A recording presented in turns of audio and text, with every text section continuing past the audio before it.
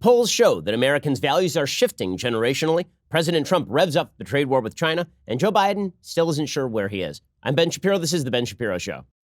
We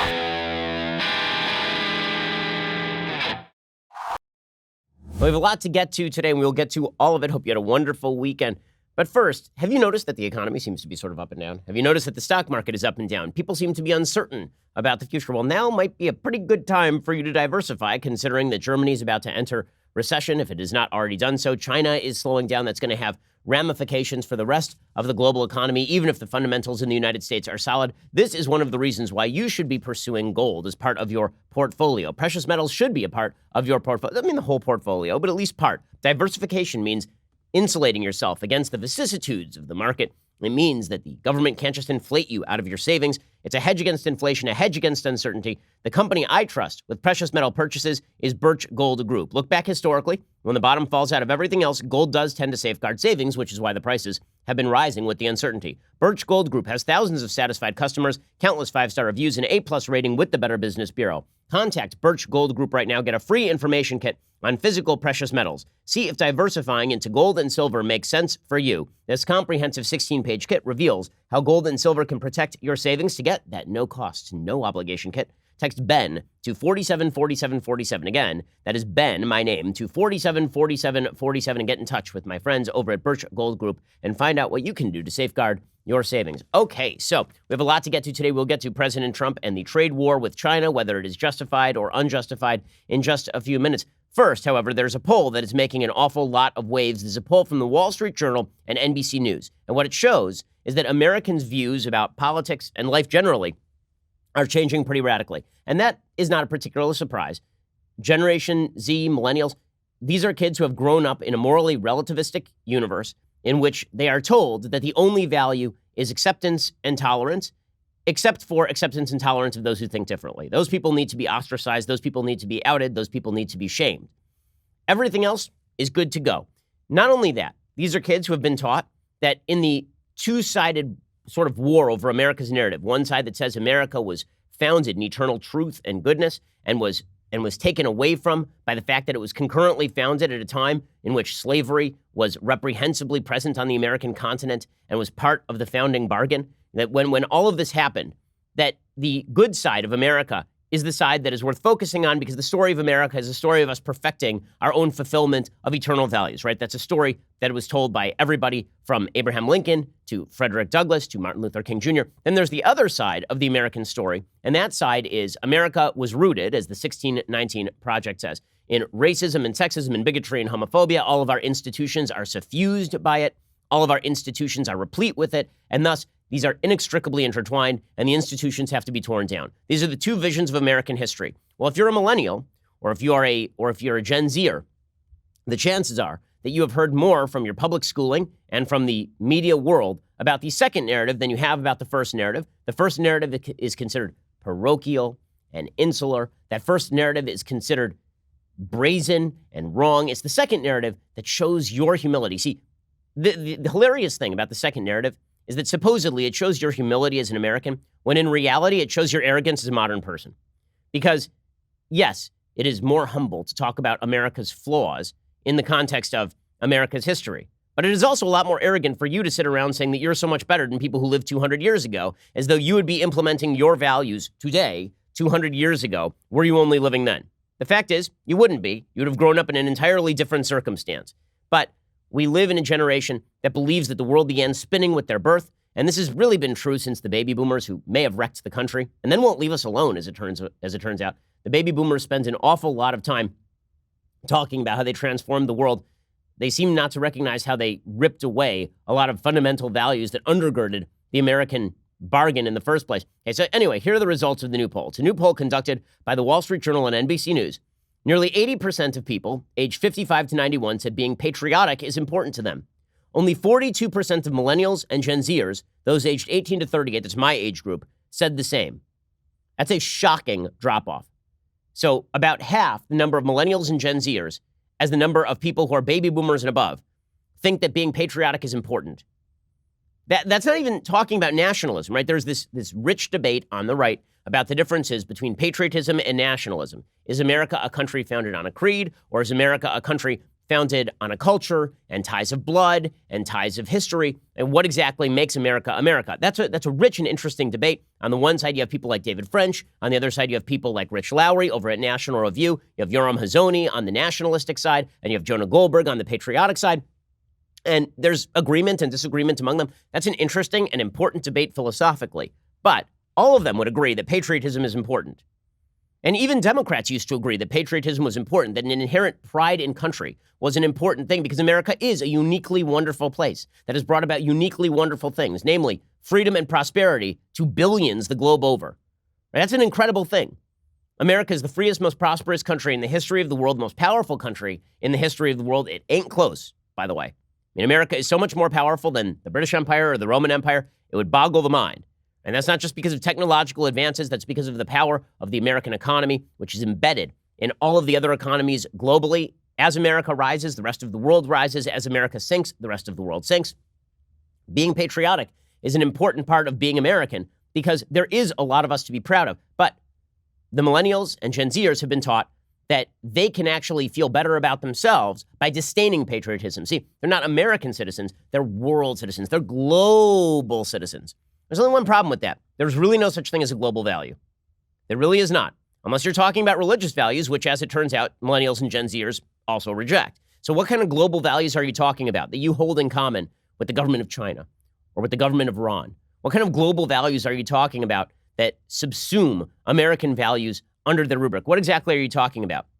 Americans should be patriotic. We should be. America is something to be proud of, right? You're lucky that you were born here, if you were born here. If you immigrated here, you know how lucky you are to be here. Right? The vast majority of us have ancestors who did immigrate here and knew how lucky they were to be here in the first place. How you could live in this country and not believe that being patriotic is important is mind-boggling, but that is a testament to the horrors of the American public school system and our university system and our media, all of whom have simultaneously declared that patriotism is passé, that to be patriotic is to sneer at other countries. No, that's not what we're talking about. I can freely acknowledge the wonders inherent in Chinese culture or British culture or Italian culture while recognizing that America is something unique, America is something incredible, America is something to be proud of. I mean, this is a massive generation gap, and it's going to have a significant impact because if you do not feel pride in being an American, well, then what exactly is the culture that you are seeking to preserve? What are the ideas that you are seeking to preserve? What makes America, well, what makes our ideas and philosophy and values better than any place else? And if they're not better than any place else, well, then why should we seek to preserve them? Why not just have open borders? Why not just take the advice of other countries on matters related to how domestic policy is done? What exactly are the values we should all be defending? Now, normally when people say patriotism in the United States, it doesn't just mean that they're proud of the flag or they're proud of the American military. It means they're proud of our traditions of free speech, our right to bear arms, the Constitution of the United States, which is a sort of secular, holy document to the citizens of the United States, the Declaration of Independence. These are our twin founding documents, the Declaration and the Constitution. And respect for those founding documents, belief in the rights that they lay forth, belief in the system of government that they talk about, that's inherent to patriotism. But if you are not patriotic about those things, what in there is worth upholding? Maybe you want to substitute a European version of rights. Maybe you want to substitute a European version of hate speech. Maybe you want to imitate other countries in how they deal with their problems. And this is what we are seeing more and more in the United States, is this belief that America is anachronistic, not in a good way, because we are exceptional, in a bad way. And this is why you see so many folks on the political left talking about America's the only country on earth, developed country that doesn't have a universal healthcare system. First of all, we have something that sort of approaches a universal healthcare system. It's why we have Medicaid. It's why we have Medicare. It's why we also have laws on the books that require emergency room treatment for people who show up at a hospital. We do have something that resembles it. It may be too expensive. It may be a bad mix of private and public. But obviously, the reason that people talk about this on the left, America as anachronism, is because they believe that America should be more like other countries, whereas true patriots believe that more countries should be more like America, that the world would be a better place if countries were more like America. You hear this with regard to gun control all the time. Right? Why is America the only developed country that allows people to own guns? Why is America the most powerful economy on earth? Why is America the freest country on earth? Why is it that you can come to America and hope to become Bill Gates, whereas you go to Europe and you hope to be on a welfare check the rest of your life? Why is it that America is wonderful? Looking at America and seeing only the downsides is so myopic, it's bound to make you insane. Okay, but it's not just, as it turns out, patriotism that is on the downswing. 30% of millennials and Generation Z said religion is important, compared to over 75% of baby boomers. Just over 30% of millennials and Generation Z said it was important to even have children. Okay, these were the values that bound us together, right? Pride in America, in where you lived, in the values that made America great. Okay, and belief in religion, belief that religion was important. That doesn't mean we all have to agree on a particular religious precept. We disagree here at the Daily Wire offices all the time. I'd say the leadership team here at the Daily Wire offices has significant religious disagreements. My business partner is a lay pastor. I'm an Orthodox Jew. Okay, we've talked about Jesus before. It doesn't mean that. What it means is that understanding the religious basis of a moral life in the United States is actually quite important. Because as John Adams said, the Constitution was made only for a moral and religious people. It is very difficult to sustain a system of rights when you don't trust your neighbor. What allows you to trust your neighbor? Knowing that your neighbor goes to church. Really, knowing that your neighbor goes to synagogue. That doesn't mean there aren't great atheists. There are. They're wonderful, moral atheists. I'm friends with many of them. Right? Some of the top atheists in the country I'm friends with. I'm friends with Sam Harris. That's fine. That's not the argument that I'm making. The argument that I'm making is that a culture of trust requires you to have common values. And atheism does not necessarily push a set of common values, whereas if you're going to church with somebody, that certainly is a social institution that does generate common values. If you lose these social institutions, you're not spending time with neighbors. You don't know the people you live next to. You don't know the people in your community. There's no social safety net. That is going to lead to the rise of a massive government that is supposed to fill the gap where the social institutions have failed. This is why you've seen millennials and Generation Z talking more and more about reliance on the government as opposed to reliance on local community.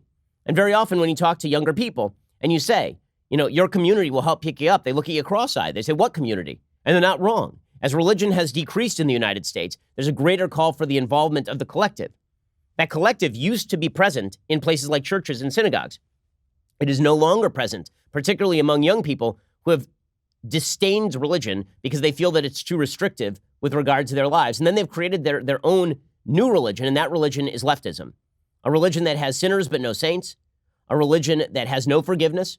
A religion that is as brutal as any religion in history. Over the course of the 20th century, leftism sure killed a few 100 million people. But the fact is that 30% of millennials and Generation Z say religion is important to them. So we don't have religion in common anymore. We don't have patriotism in common anymore. So you'd say, okay, well, at least we have a belief in the future, right? At least we want to make the country better for our kids.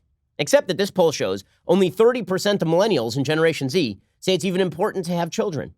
And this makes perfect sense. It does. As a corollary to I don't care about patriotism and I don't care about religion, the question becomes, why would you think it's important to have children? Why? Like what makes it important and valuable for you to progenerate and have another generation of kids? We'll talk about this in just 1 second. First, let's talk about your sleep quality. So polls like this may make you uneasy. They make it difficult for you to sleep at night. But good news, we have a solution. That is Helix Sleep mattresses. They're so good that I got one for my sister and her husband. Upon the occasion of their wedding, it really is a fantastic mattress. Helix Sleep has a quiz. It takes 2 minutes to complete.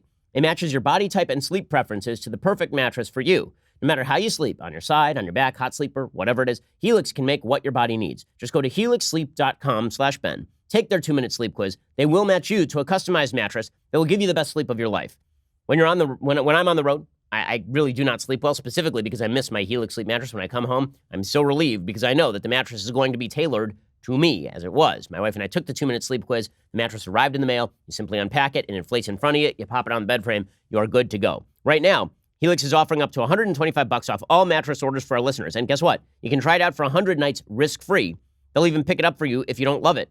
But you will. You've got a 10-year warranty as well. So, you really have nothing to lose. Get up to $125 off at helixsleep.com/Ben. That's helixsleep.com/Ben for up to $125 off your mattress order. helixsleep.com/Ben. So as I say, the final poll difference here is that 30% of millennials and Generation Z say it's important to have kids. Well, why would they say it's important to have kids? Really, what makes it important to have children? So I know why I have children.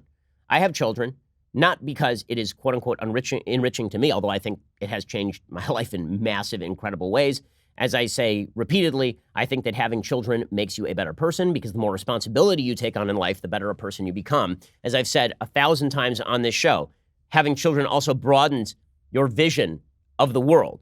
As I've said, when you're single, Your spectrum of happiness to sadness goes from maybe like a 10 to a 0. And then when you get married, your spectrum of happiness goes from like a 20 to a -20 because your spouse's pain is also your pain and your spouse's happiness is also your happiness. And then you have kids and the upper limit goes away and the bottom limit goes away. And the worst moments of your life are things happening with your kids.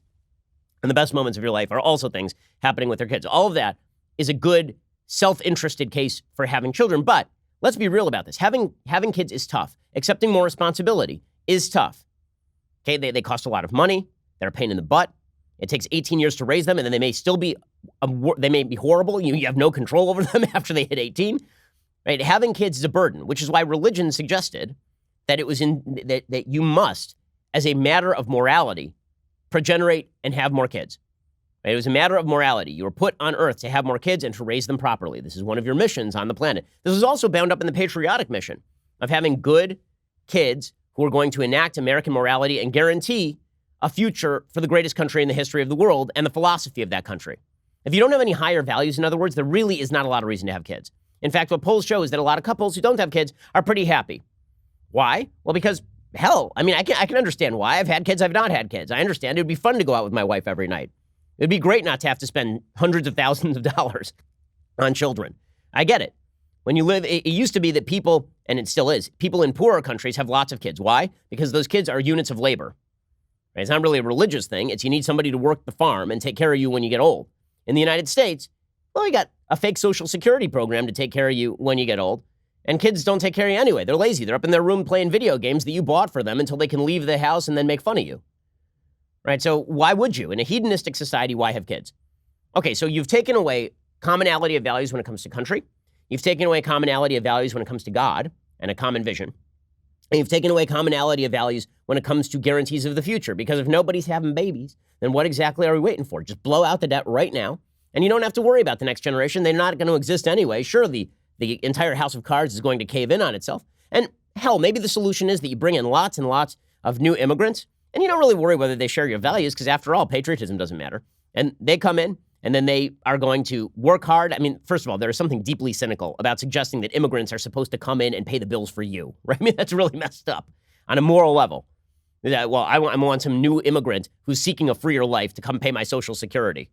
That's absurdity on the highest level. But with all of that said, what we are watching right now is a dramatic decrease in all the values that used to unify the country. So patriotism declined massively. Belief in God declining massively. Having children declining massively. Self-fulfillment, actually, I love this. So the value of self-fulfillment, this is where young people are succeeding. Okay, so when it comes to self-fulfillment and belief in making yourself feel better, right there, the millennials and Gen Z really have it on the mark, right? There, nearly 80% of millennials and Gen Z say that it is very important to be self-fulfilled, whereas about 60% of older people say it's important to be self-fulfilled. So we are now living in the fully subjectivist, hedonistic, silly ideology of self-fulfillment rather than any vision of morality or objective decency or anything like that. What's amazing about this is this doesn't suggest, by the way, that boomers and the silent generation are actually intolerant. In fact, in terms of tolerance for others, the boomers and the millennials actually have basically the same value set. And the same thing is true when it comes to financial security. When it comes to hard work, it's very close. And so when it comes to I want to work hard, or I want financial security, or I want to be tolerant of other people, the generations are fairly close. The gaps emerge when it comes to higher values. When it comes to higher values, older people have it right and younger people have it wrong. It is indeed that simple. Not shockingly, the vast gaps are indeed partisan. Over 80% of Republicans say patriotism is important compared to just over 40% of Democrats. Part of this, by the way, has to do with who's the president. There have been polls that show that Democratic feelings about patriotism vary with the president. So when Obama was president, Democrats were super patriotic. But Republicans, by the way, didn't become unpatriotic. Like 70% of Republicans felt they were patriotic. Then Trump became president, and that jumped about 5 to 10 points for Republicans, and it dropped off like 40 for Democrats. If you're patriotic based on who the president is, you're doing patriotism wrong. Belief in God, about 70% of Republicans say it's important. Only 40% of Democrats do. Under 60% of Republicans say it's important to have kids, which is a shocking number. Under 40% of Democrats say it's important to have kids. Many more Republicans than Democrats believe in hard work.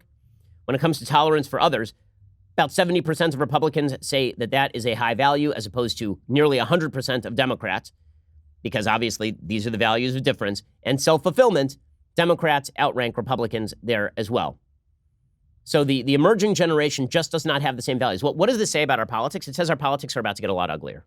Because the fact is that Clausewitz, the famous military strategist, he used to suggest that war is simply politics by other means, meaning that you're attempting to get something done, you can't get it done politically, so you go to war. Well, the problem is when you don't share values with the people you live with, what ends up happening is that politics tends to be war by other means, meaning the only thing stopping war is the fact that we're jawing at each other. Right now, that may be better than war. I mean, as Winston Churchill famously said, jaw is better than war. That's true. It is true to talk than it is to war on one another, but the line is getting very thin. And if you really believe that the values that distinguish you from your neighbor are worth going to war over, and that the thin veneer of civilization is all that keeps us from being at each other's throats, that's not much of a veneer. You need a revivification of American values. You need a belief in patriotism. You need to re-educate your kids about what being American means. And yes, with all the ugly parts, and yes, with the ugly history. But we have decided that we can't even face up to a narrative that allows America to be the good guy in the world, which, by the way, America is the good guy in the world. America is good. And we're not teaching young people anything. I mean, our educational system is such an enormous failure. Parents are failing their kids in teaching their kids. There's another poll out today that shows that young Americans are warming to socialism because they don't know what the hell it is. According to ABC News, there's a new Pew Research Center poll, and it says that more than half of Americans reject socialism in a recent Gallup poll. 43% surveyed said some version of it would be good for the country. That sentiment was held by 58% of respondents aged 18 to 34, compared with just 36% of those 55 and older. Why? Because they don't know what socialism is. They really don't know how to define it. These polls always ask, can you define socialism? And then they just define it the Bernie Sanders way. It means being nice to each other. It means sharing our money a little bit. No, that's not what socialism means, guys. It means the nationalization of the means of production and then use of that nationalization to cram down whatever distribution of wealth you find fair, usually with a few people at the top to get rich off of it. What we are watching right now is a complete failure of education, a complete collapse in the inculcation of American values. And I think part of this had to do with the fall of the Soviet Union. I do not think that it is a coincidence that the generation born during and after the fall of the Soviet Union is abandoning core American values and embracing socialism. Part of that is because there's no existential threat from a Soviet Union type state, an evil empire that is threatening nuclear annihilation against the United States while simultaneously keeping its people in poverty and poisoning them with nuclear fallout, a la Chernobyl, right? It's a lot easier to defend your own system in opposition to another system than to defend your own system in opposition to a vacuum. Right? It's very difficult to justify every action you take in a vacuum because, after all, we all sin. The United States has sinned. The United States has some grave, awful sins on its record. But when you face them up to the Soviet Union, it's pretty obvious who the good guy is and who the bad guy is. Well, the Soviet Union falls, and suddenly the United States is asked to justify its own system against nothing, or against dreams, against utopian dreams of the left. Well, it turns out that's pretty difficult to do because the other side, meaning people who don't like the American system, don't have to defend anything. They can just club. They can just beat down people. And this is sort of the same attitude when it comes to the Middle East, where you ignore Israel's opponents and you just focus in on Israel and say, well, look at all these bad things Israel's doing. I'm sure Israel does bad things. In fact, I've criticized Israel for doing some bad things, but you can't look at them in a vacuum. You can't look at the United States or capitalism or free markets in a vacuum. If you do, you're doing it wrong. But this is what we have taught our kids to do. And again, they believe that America is bad, mainly because they've never lived anywhere else. They've never seen the opposition to the United States, and that is disunifying the country. All of which brings us to President Trump's trade war with the Chinese. Now, I think that there is a solid case to be made for, as Niall Ferguson has suggested, the historian. Niall Ferguson has suggested that we need a Cold War 2.0, that China is actually incredibly dangerous. And I think that this is actually true. I think that China is incredibly dangerous. We just haven't been talking about it because since the end of the Cold War, we haven't wanted to acknowledge the fact that China's massive growth, which has in fact enriched the United States. Free trade tends to enrich both sides because these are mutually beneficial exchanges. But that bringing China into the so-called family of nations was bringing a fox into the chicken coop. That China actually is a malevolent force on the world stage. And this is not just because President Trump is mad at China. This goes back a lot further than that. And the Chinese strategy since Mao has been to see the United States as its opponent and to take measures against the United States. This is particularly true under the current dictator of China, Xi Jinping. The former Dengist, it's called after Deng, who was the president / prime minister. He was the leader of the Chinese Communist Party for years. His goal was to slowly grow Chinese power without offending the West too much. Well, Xi Jinping is now making incredibly aggressive moves around the world in direct opposition to America's interest and saying to people that it's in direct opposition to the United States. There are a couple of initiatives that are worth knowing about that Xi Jinping is involved in. First of all, the continued buildup of the military, the continued testing of treaty-violating weaponry. Bill Gertz has a great new book out about the threat that China constitutes on the world stage. But there are a couple of initiatives that folks really need to focus in on. This is where, as I've been saying, I think that President Trump, if he wants a trade war with the Chinese, if he is ready to bring America face to face with the specter of Chinese communism, which is aggressive and which does need to be curbed, then the president owes it to the American people to make a speech in which he lays out exactly what China has been doing and why they're a malevolent force. Because the fact is, for a lot of years, there's been a lot of people saying, no, China's fine. China's our friend. We're getting along fine with them. They're good. And if they grow economically, good. That means fewer people in poverty. Look, we all want fewer people in poverty, but we don't want that enriching a regime that is then going to keep 1.5 billion people under the communist heel while building up a massive land army, as well as taking over shipping lanes in the South China Sea. In just a second, I'm going to lay forth the actual threat of China on the world stage. There are several areas in which China is becoming an increasing threat, and in many ways more of a threat than the Soviet Union even was. The Soviet Union was an overt threat because of their nuclear-tipped missiles pointed right at the United States and because of their threats to take over territory in Eastern Europe, for example. They'd already taken over Eastern Europe, but to move into Western Europe or to roll on into areas like Afghanistan, right? All of that was deeply threatening. But the fact is that Russia was a second-rate economy. China is moving quickly into the ranks of a first-rate economy, and they are doing so at the same time that they are building up their military and making the same sort of territorial overtures to regimes around the world to place them in opposition to America's interests. We'll get to that in just 1 second. First, and we're talking about wake-up calls. Well, maybe every morning you need a wake-up call. I do. That's why I have Black Rifle Coffee. Black Rifle Coffee, I mean, this is strong stuff, okay? This is not for the weak-minded. Black Rifle Coffee is, I only can take their light roast. I'll be honest with you. I'm not man enough to take the dark roast from Black Rifle Coffee. Black Rifle Coffee is awesome. There's nothing quite like Black Rifle Coffee when it comes to giving you a kick in the pants. With tons of different roasts to choose from, Black Rifle ships the best roast-to-order coffee directly to your door. A portion of all of Black Rifle's profits go to supporting veteran, law enforcement, fire, and first responder causes. When you drink Black Rifle Coffee, not only do you become more masculine, but you're supporting a company that serves coffee and culture to people who truly love America. I know the dudes who run Black Rifle Coffee. They are awesome guys. They're veterans. These are people who have served the country, and now they're serving the country coffee, which is pretty awesome. If you've been on the fence about joining the Black Rifle Coffee Club, there is no better time than now. Help them reach their goal of hitting 100,000 club members by the end of this month and get access to discounts and offers not available to other customers. Visit blackriflecoffee.com/Ben. Get 20% off your first purchase. That's blackriflecoffee.com/Ben for 20% off your first purchase. That's blackriflecoffee.com/Ben. Great coffee, great folks. Go support them, blackriflecoffee.com. Okay, so let's talk about the threat of China. So China is involved in something they like to call the Belt and Road Initiative. The Economist reported on this back in May of 2017, and they gave a pretty good summary of it, so I'll use their summary. They say, over the weekend, Xi Jinping welcomed 28 heads of state and government to Beijing for a coming-out party, which continues today to celebrate the Belt and Road Initiative, his most ambitious foreign policy. Launched in 2013 as One Belt, One Road, it involves China underwriting billions of dollars of infrastructure investment in countries along the old Silk Road, linking it with Europe. The ambition is immense. China is spending roughly $150 billion a year in the 68 countries that have signed up to the scheme. The summit meeting has attracted the largest number of foreign dignitaries since the Olympic Games in 2008. Europe has been ignoring it. So what exactly is the Belt and Road Initiative? The project is the clearest expression so far, according to The Economist, of Mr. Xi's determination to break with Deng Xiaoping's dictum to hide our capabilities and bide our time, never try to take the lead. The Belt and Road Forum, which was actually called BARF, is the second set-piece event this year at which Mr. Xi will lay out China's claim to global leadership. There is also the World Economic Forum in 2017.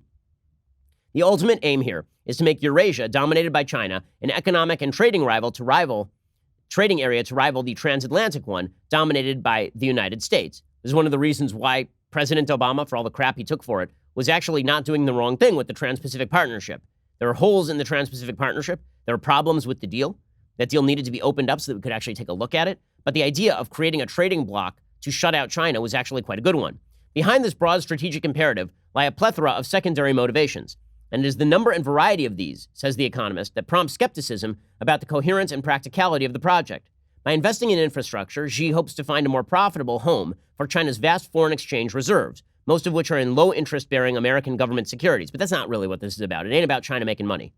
Really, what they want is to invest in volatile countries in Central Asia so that they can expand their areas of influence. By encouraging more Chinese projects around the South China Sea, the initiative could bolster China's claims in that area.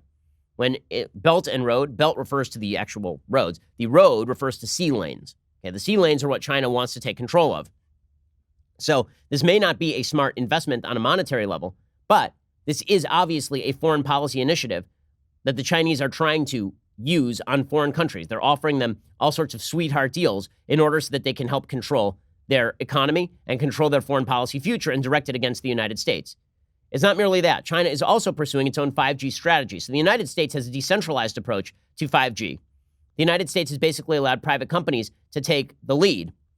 China is not doing that, right? China has been sponsoring Huawei, right? They are using literally billions of dollars to pump money into the development of 5G, and they're offering it more and more to developing countries at discounted prices. Why? Because they also can use Huawei to spy on the material in those countries. And many countries don't care. Many countries are simply taking Huawei's technology because it's cheaper. And okay, well, if the Chinese have a backdoor to grab data, the Chinese have a backdoor to grab data. 5G, according to CNBC, is designed to bring faster speeds and lower lag times than previous wireless networks like 4G and 3G. While much has been said about how the networks will give consumers faster downloads of videos or games, 5G is perhaps more importantly a potential game changer for functions such as driverless cars or remote surgery that require quick, reliable internet connections. Mobile operators like Verizon and AT&T have started trying their own 5G. China is taking a centralized approach. They're pumping money into the technology as a government initiative.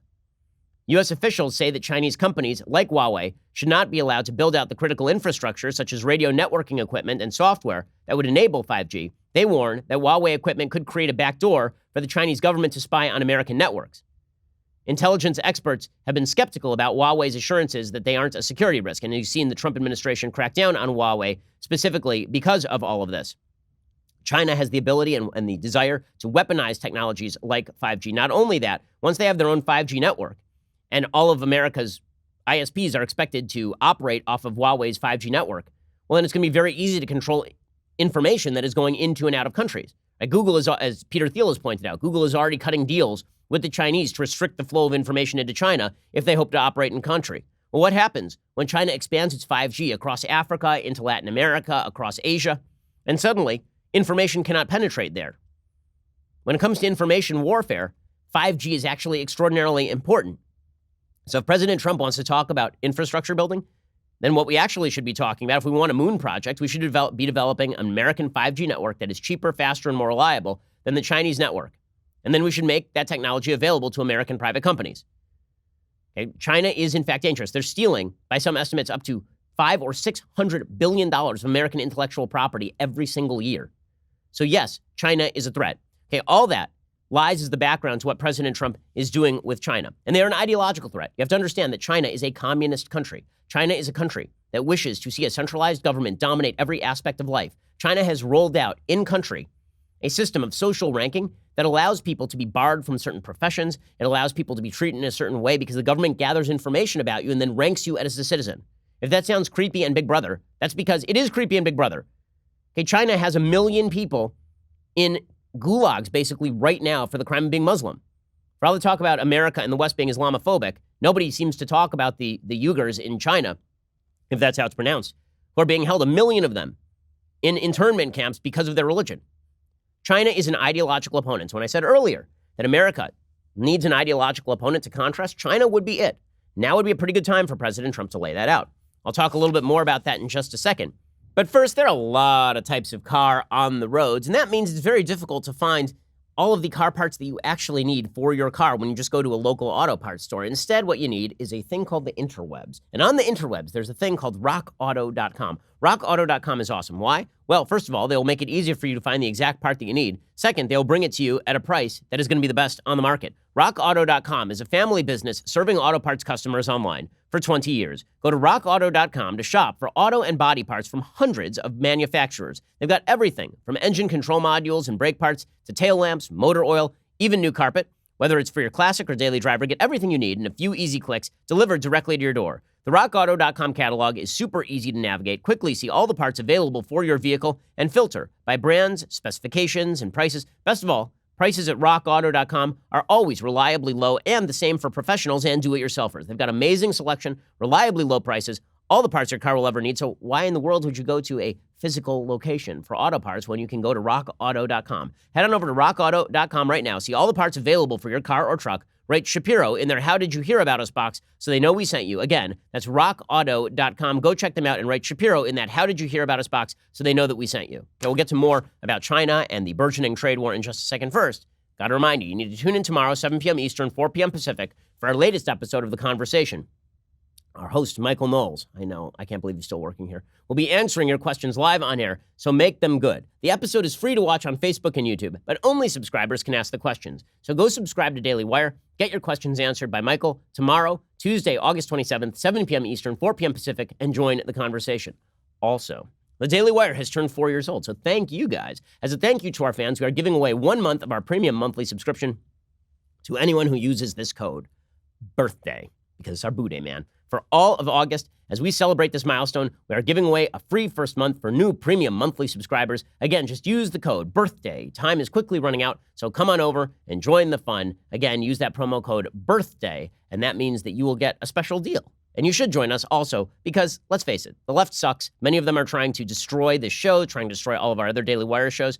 The folks at Media Matters have a membership. Why shouldn't you? Go check us out right now at dailywire.com for $9.99 a month. $99 a year also gives you the greatest in beverage vessel, the leftist tears, hot or cold tumbler. Tumbly, as we like to call him. In fact, a giant version of Tumbly showed up at the last Daily Wire event. But if you weren't graced with his presence, you could be graced with his younger brother's presence by simply subscribing over at dailywire.com for $99 a year. We really appreciate it. We're the largest, fastest growing conservative podcast and radio show in the nation.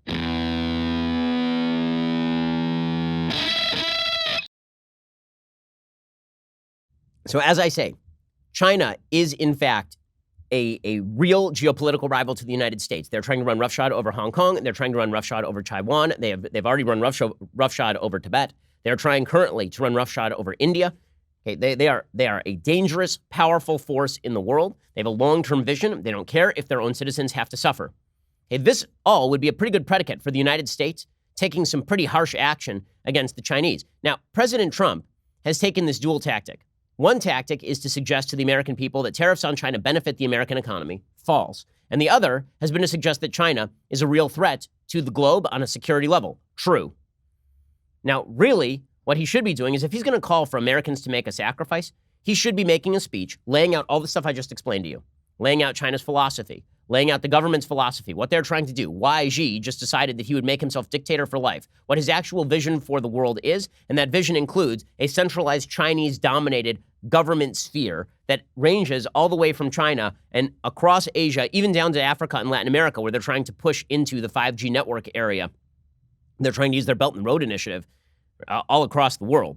Okay, all of this is incredibly dangerous. And Trump could lay this out. He could lay this out, and frankly, he should lay this out because the American people have been lied to by policymakers on both sides. The Bush administration treated the Chinese with kid gloves. The Clinton administration certainly treated the Chinese with kid gloves. They went so far as to basically allow the transfer of technology to China that violated national security precepts. Okay, the Obama administration was incredibly soft on China, except for maybe the TPP.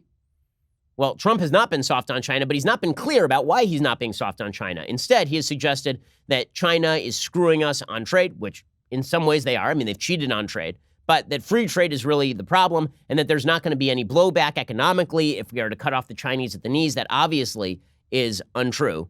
Here's President Trump talking about China hurting us for 30 years. On a security level, this is true. It's true also with regard to intellectual property theft.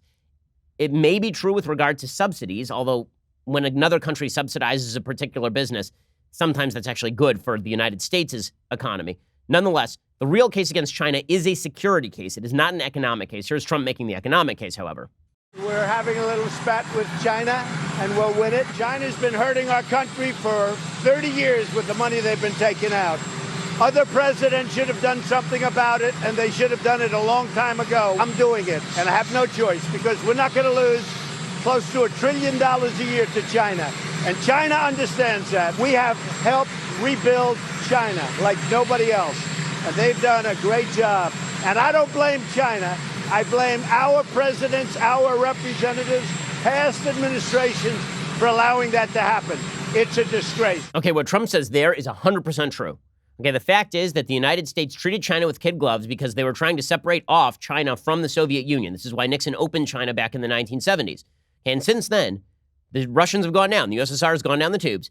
But the Chinese government has become a world threat, a serious international power. Trump said yesterday, I could declare a national emergency. If I really wanted to get American businesses to stop doing business with China, I could just declare a national emergency.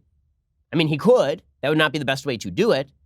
But the fact is he needs to lay out for the American public why China is a threat, not just because they're, quote unquote, screwing us on trade, but because they are an international threat to the international system, representing what socialism actually looks like when a top-down government controls every aspect of life. Here's Trump. Declare a national emergency on China? Well, I have the right to, if I want. I could declare a national emergency. I think when they steal and take out and intellectual property theft, anywhere from $300 billion to $500 billion a year, and when we have a total loss of almost $1 trillion a year, for many years this has been going on. In many ways, it's an emergency. I have no plan right now. Actually, we're getting along very well with China right now. We're talking. I think they want to make a deal much more than I do. Okay, again, this is where you get the mixed signals. So on the one hand, it's China stealing intellectual property from us. China is an enemy of the United States. On the other hand, it's, I want to cut a deal with them. Maybe we'll cut a deal with them. Maybe it'll be all better. We need some sort of cohesive. If Trump wants leverage against the Chinese, he has to motivate the American people to be behind him in his adversarial action against the Chinese, because the media obviously are going to play this game where they suggest that Trump should just cut a deal with the Chinese and that it's Trump's fault the economy is sinking.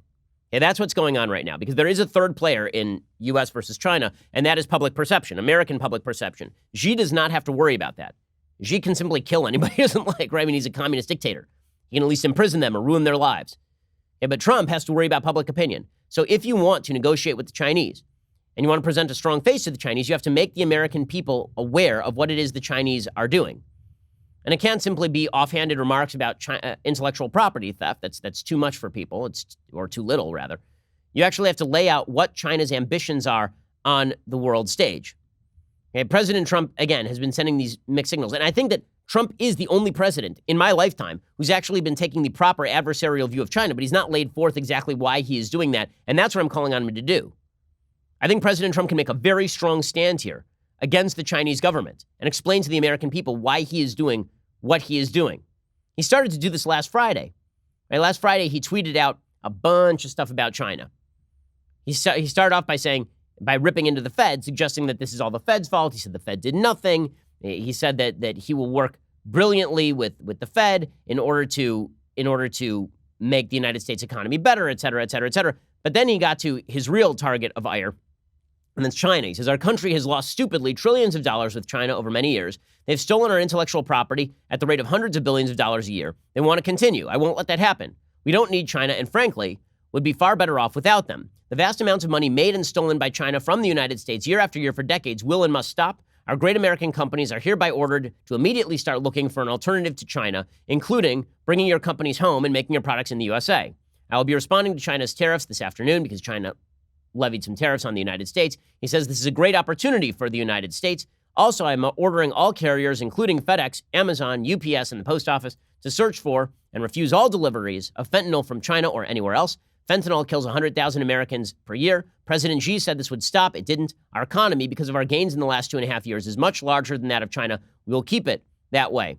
Okay, again, this is mixed signals. Are you opposed to China because of their international activity?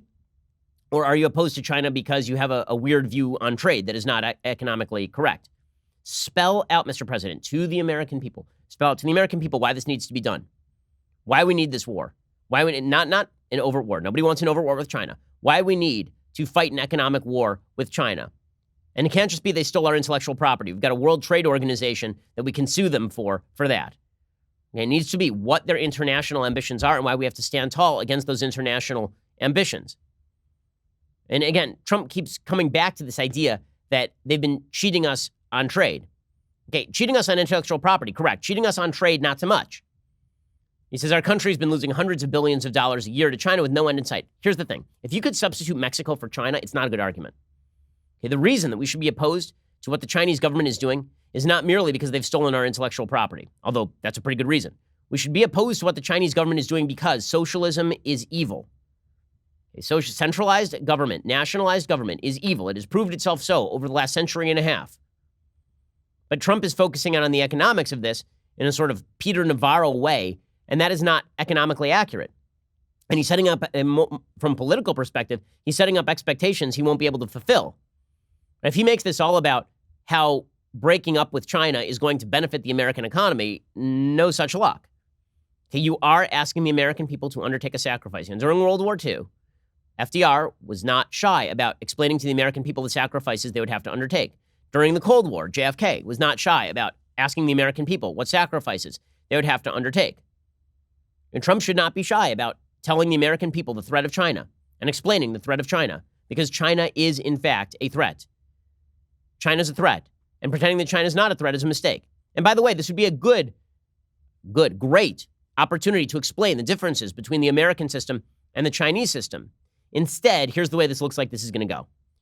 It does not look as though the Trump administration is going to take a hardline position on China for the foreseeable future, simply because if Trump is unwilling to explain why Americans should sacrifice to fight Chinese influence around the globe, like Hong Kong, why isn't Trump on TV every night talking about Hong Kong?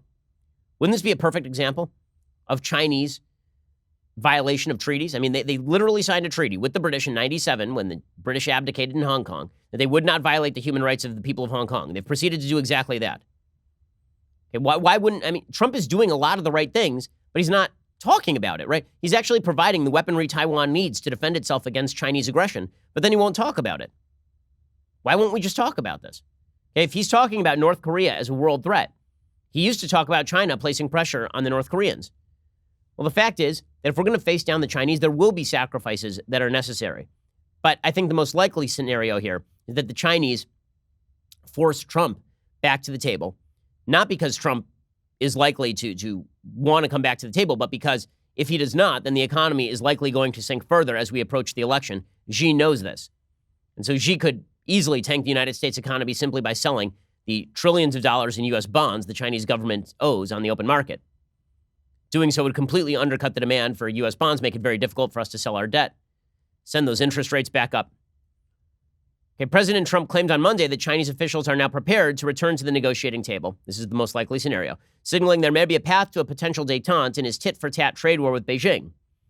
Trump told reporters, China called last night our top trade people and said, let's get back to the table. They've been hurt very badly, but they understand this is the right thing to do, and I have great respect for it. They want to make a deal, and that's a great thing.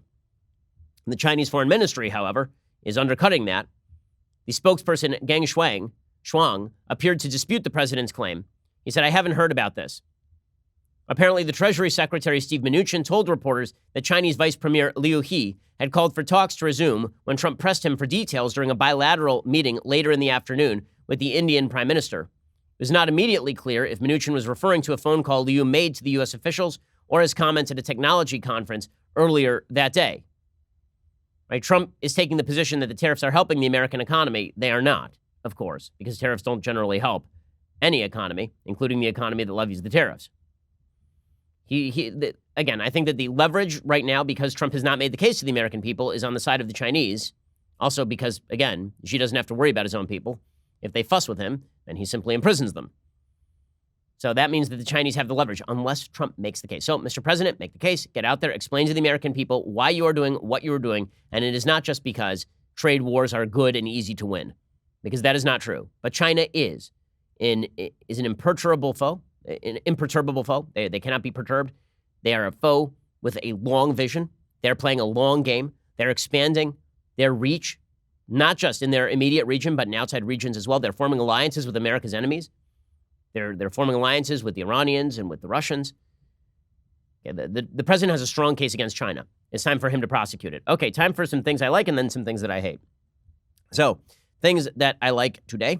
So, my yesterday was a bad day. We wanted to go to Disneyland. There was kind of a screw up at Disneyland, and so I couldn't take my kids, which was too bad. But we decided instead that we would take them to their first in-theater movie, which is always a risky proposition because I have a 5-year-old and a 3-year-old. She is fully capable of sitting through a movie in a theater.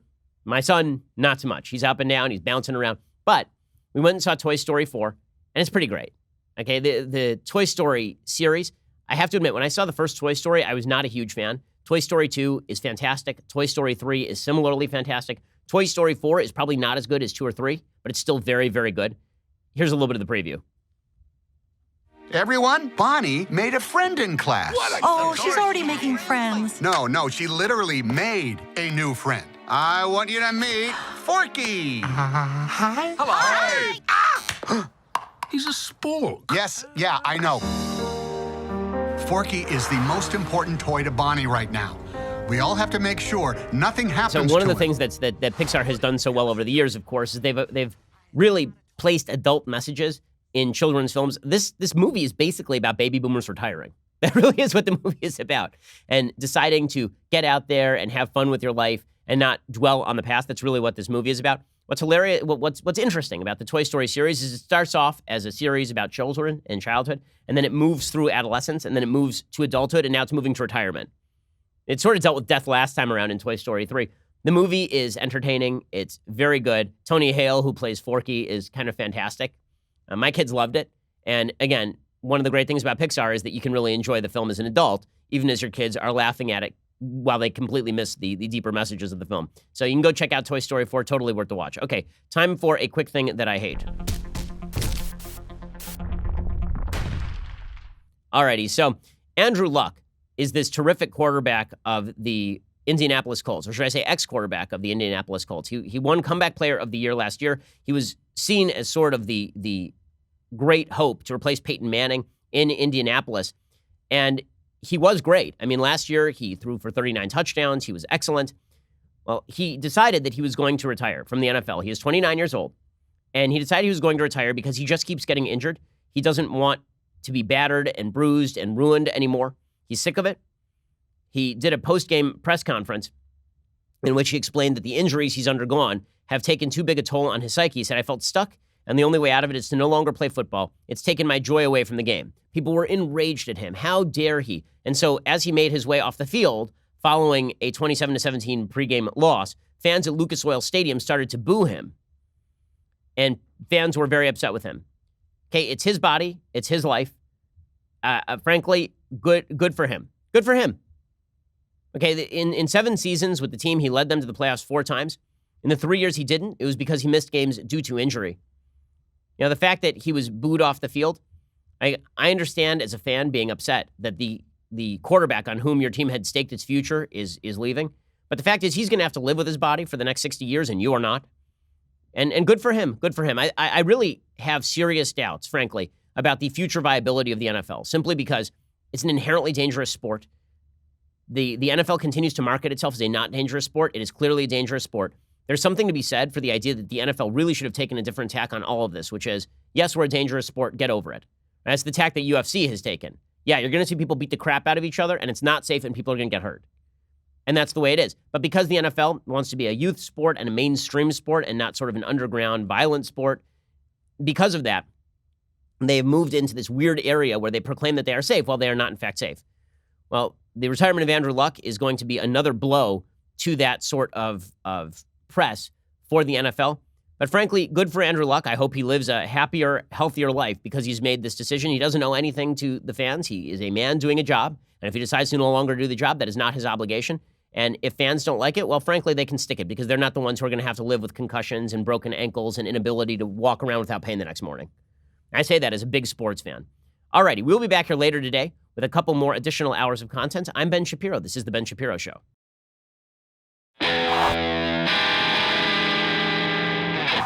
The Ben Shapiro Show is produced by Robert Sterling, directed by Mike Joyner, executive producer Jeremy Boring, senior producer Jonathan Hay. Our supervising producer is Mathis Glover, and our technical producer is Austin Stevens, edited by Adam Sayevitz. Audio is mixed by Mike Coromina.